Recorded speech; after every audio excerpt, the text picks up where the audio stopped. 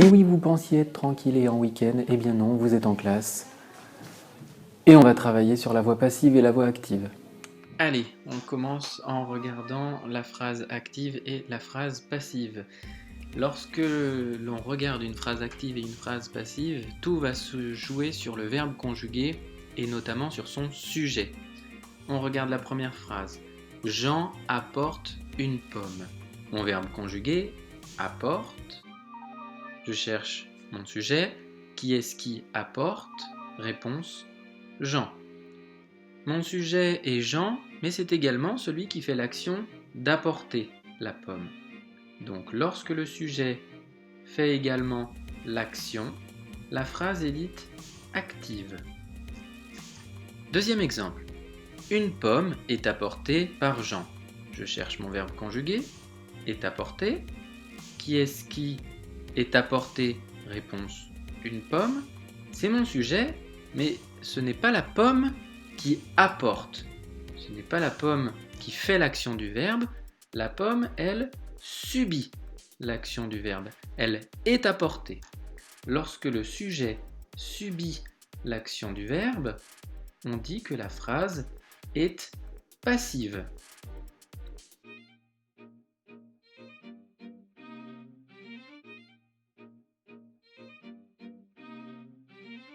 Paul écoute une symphonie, Sophie raconte une histoire, Pierre accroche un tableau.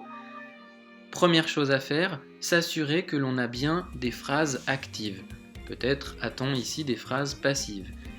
On le sait en regardant le verbe, le sujet, et en se demandant ensuite si le sujet fait l'action du verbe ou s'il la subit. Paul écoute une symphonie. Le verbe est écoute. Qui est-ce qui écoute? Réponse Paul, c'est bien mon sujet, et je sais que c'est bien Paul qui écoute, donc c'est une phrase active. Sophie raconte une histoire. Mon verbe est raconte. Qui est-ce qui raconte? Réponse Sophie, c'est donc bien mon sujet. Mon sujet raconte, c'est-à-dire qu'elle fait l'action du verbe, c'est encore une fois une phrase active. Pierre accroche un tableau. Verbe conjugué, accroche. Qui est-ce qui accroche? Réponse Pierre. Mon sujet est également celui qui fait l'action d'accrocher le tableau. La phrase est donc dite active.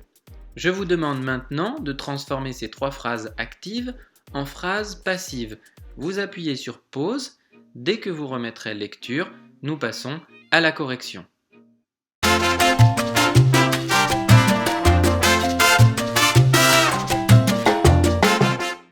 Correction de l'exercice précédent. Paul écoute une symphonie, devait donner une symphonie est écoutée par Paul. En effet, je vous rappelle le principe de la voix passive. Paul écoute une symphonie, je cherche mon verbe conjugué. Écoute. Qui est-ce qui écoute? Réponse Paul. Paul écoute quoi? Réponse une symphonie. Mon COD, une symphonie, devient sujet.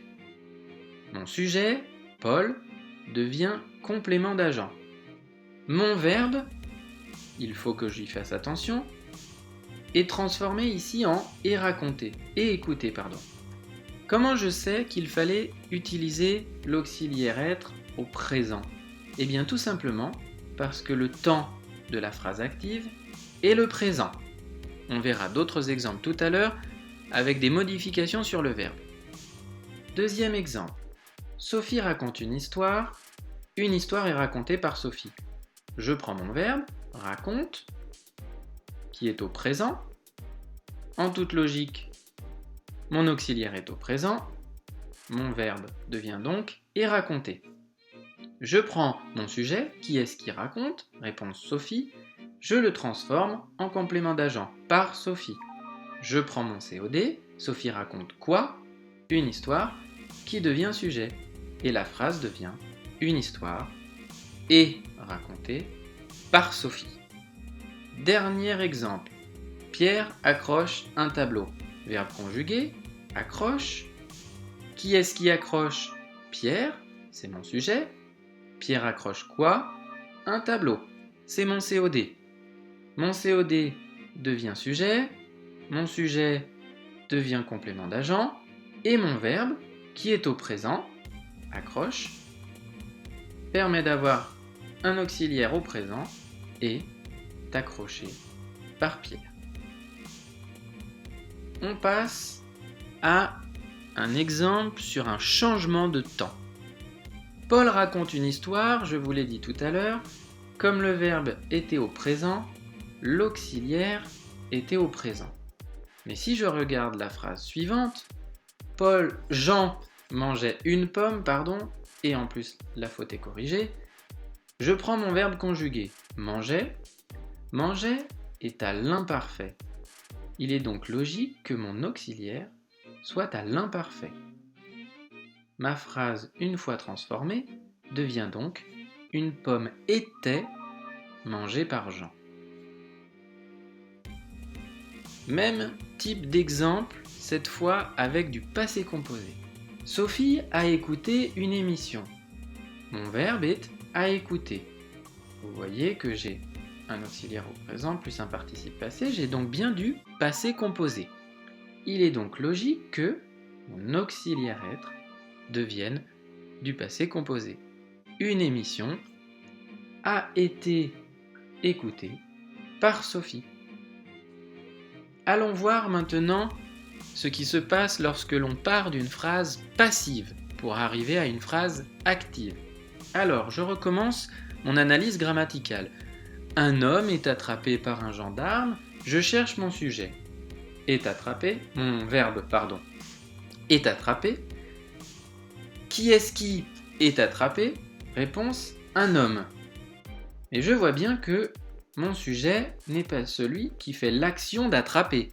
Non, mon sujet subit l'action du verbe. Il s'agit donc ici d'une phrase passive. La phrase passive est également reconnaissable par le complément d'agent qui, la plupart du temps, commence par la préposition par. Exemple maintenant de transformation de la voix passive en voix active.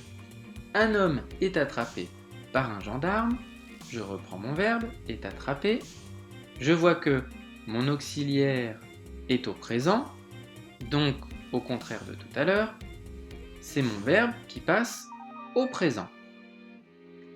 Mon sujet, qui est attrapé, réponse un homme, devient COD.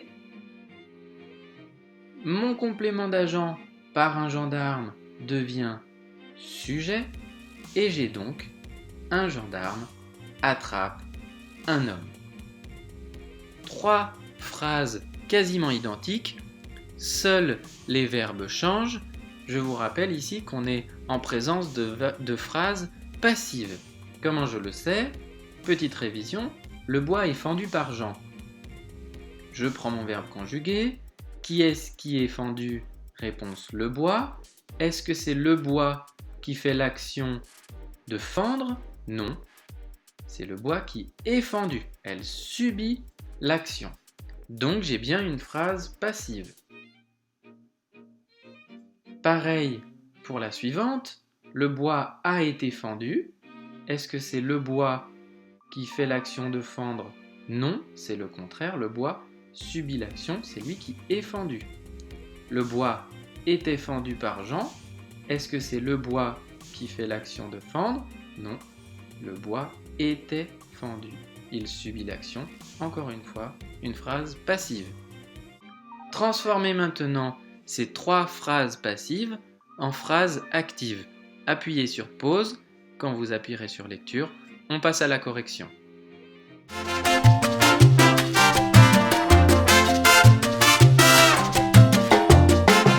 Correction donc. Le bois est fendu par Jean. Je vous rappelle que l'auxiliaire était au présent. Il est donc logique que le verbe soit au présent. Jean fend le bois.